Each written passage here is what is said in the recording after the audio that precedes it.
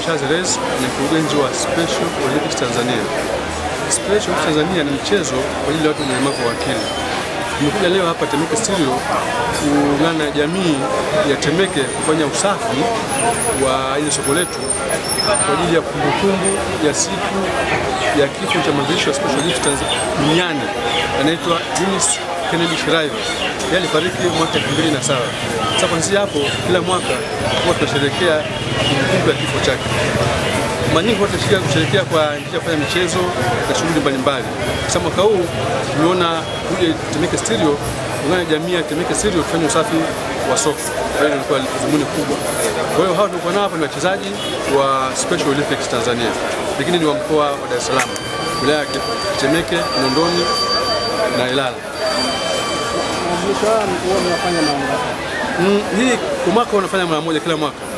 Sasa mwaka huu tumeamua tuje tufanye usafi katika soko la Studio. Lakini miaka mingine tunacheza michezo mbalimbali.